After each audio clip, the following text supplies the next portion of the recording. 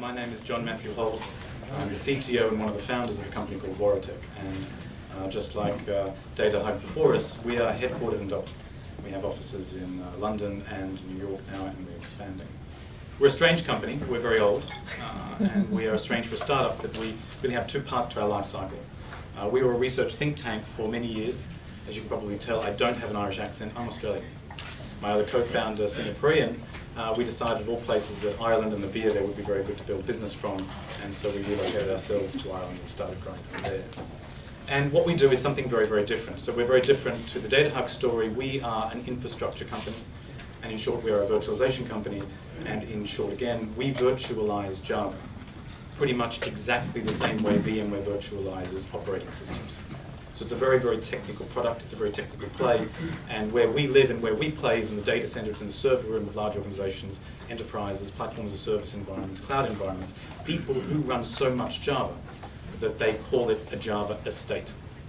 And really when we enter the picture is when people want to run 2 or more Java apps per server. And to really set the scene for this, why there is a need for virtualization in Java and why we virtualize like VMware in Java, I guess it's good to look into the industry and look at how other people relate to Java in 2012 and 2013. A few facts. Java is a very old language. It was invented in 1995-96, and it hasn't materially changed since then. And that's significant because over those 10-15 years, Java has become the single most popular and dominant enterprise development language, bar none, in the world. Most enterprises today, most people in this room who work for large organizations, a large part of your organization operate and rely and work on Java, and a large part of your development team uses Java. But in the last 12-18 months, there has started to become a real recognition in the leaders of the industry, in the analysts, in the media, in the people on the coalface of running enterprise-scale Java, that Java has problems. And perhaps the best demonstration of this or articulation of this actually came middle of last year at the opening keynote presentation of the annual Red Hat Summit Conference, Red Hat Summit and JBoss World in Boston. It's Red Hat's annual conference, 5,000 participants turn up. The opening keynote presentation delivered by Dr. Mark Little, CTO of the JBoss group within Red Hat.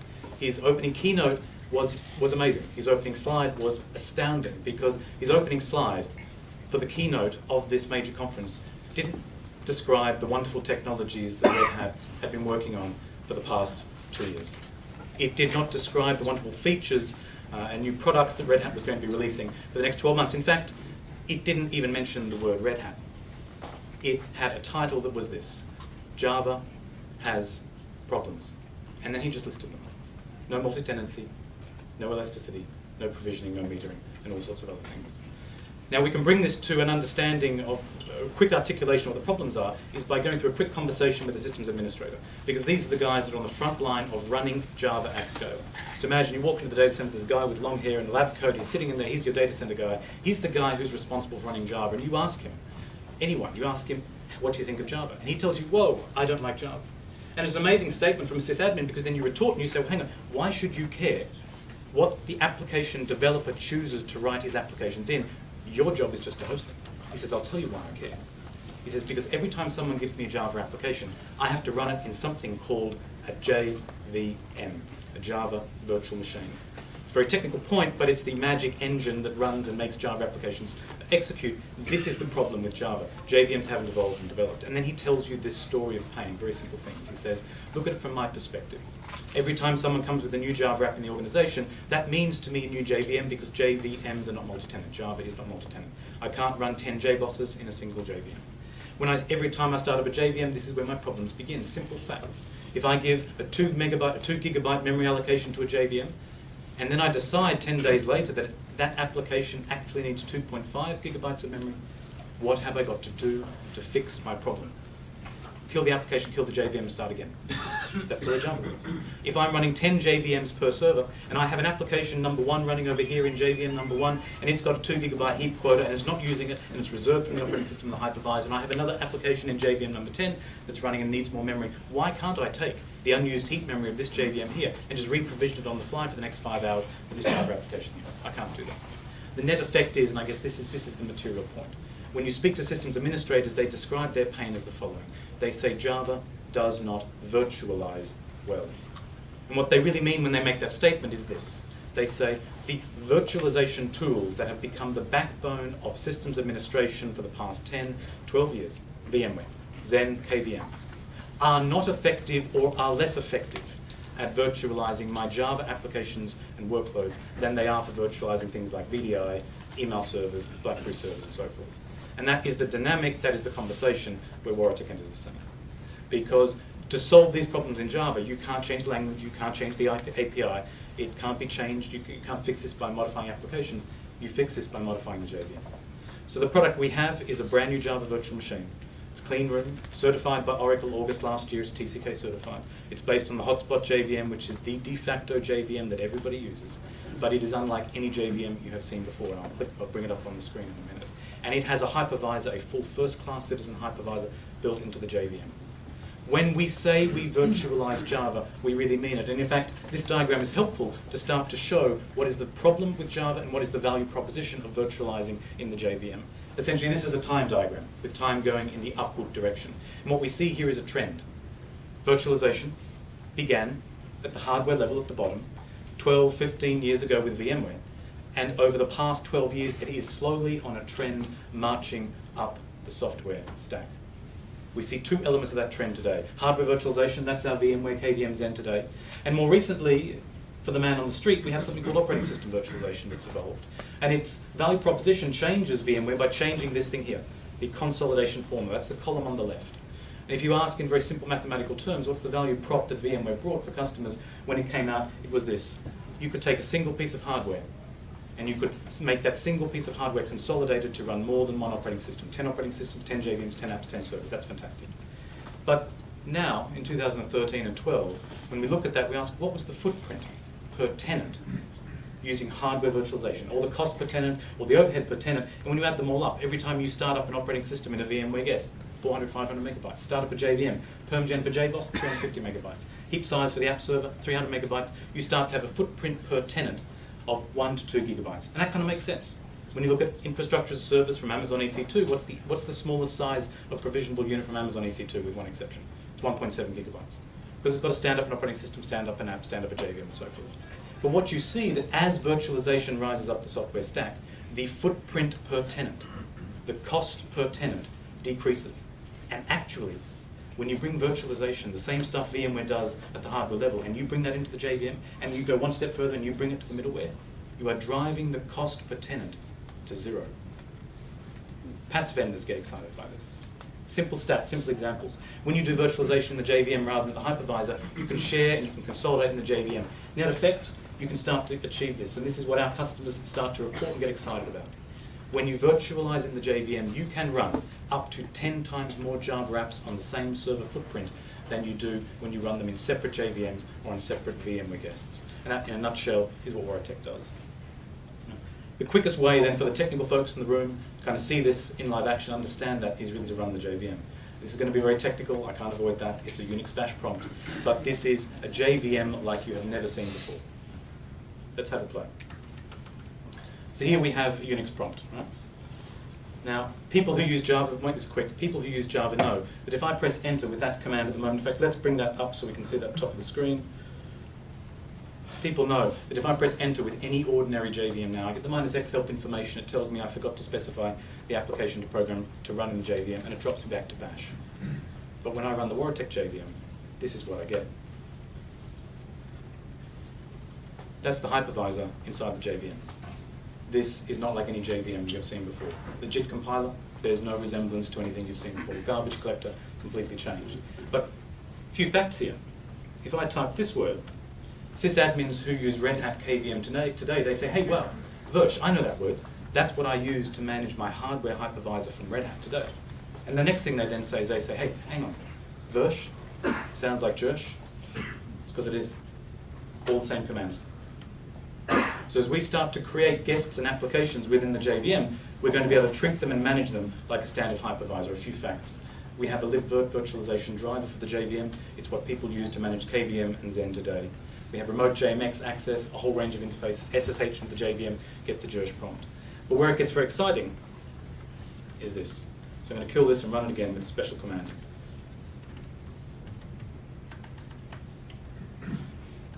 holding a microphone and typing at the same time is a challenge.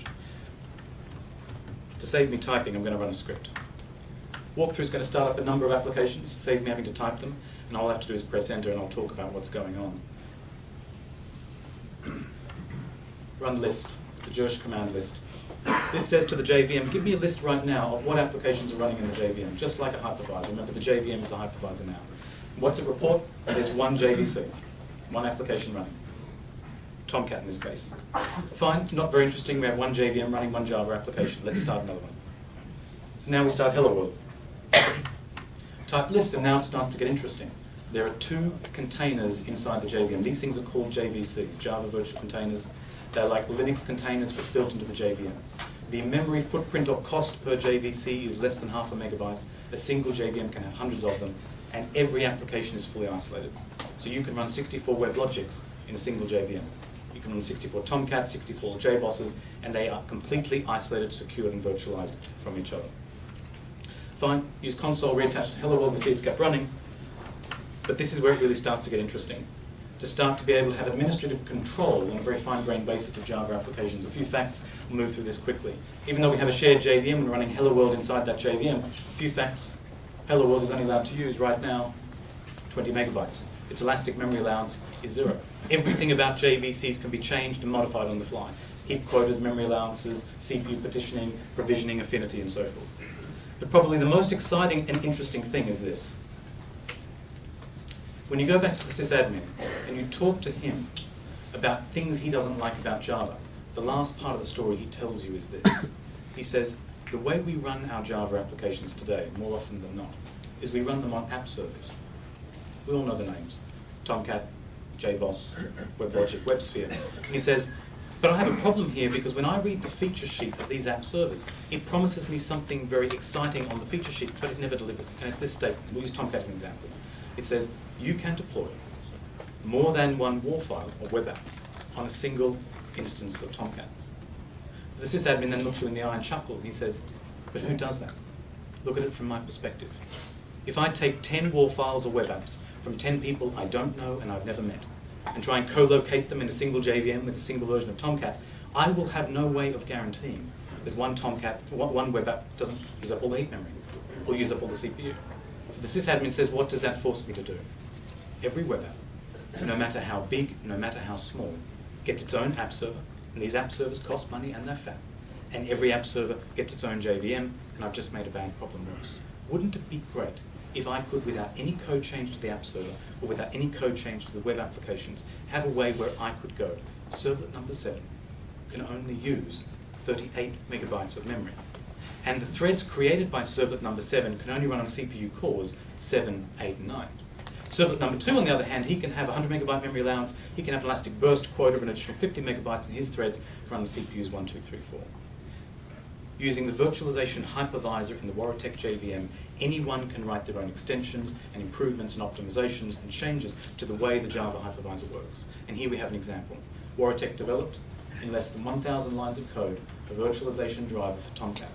When the JVM went to load Tomcat with 10 web apps, this is what the JVM did. It said, all right, every time Tomcat goes to load a new web app, we will load that in a separate JVC, and we will give that administrator what he wants.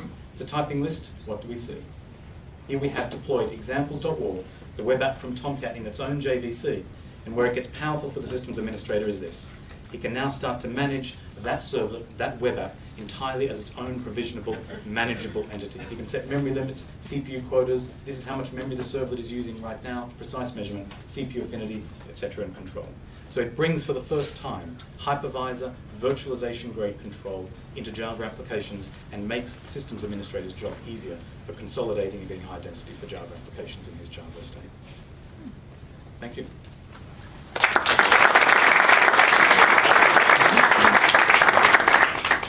Any questions? Very conscious it's a very technical presentation for a tech meetup, but any questions?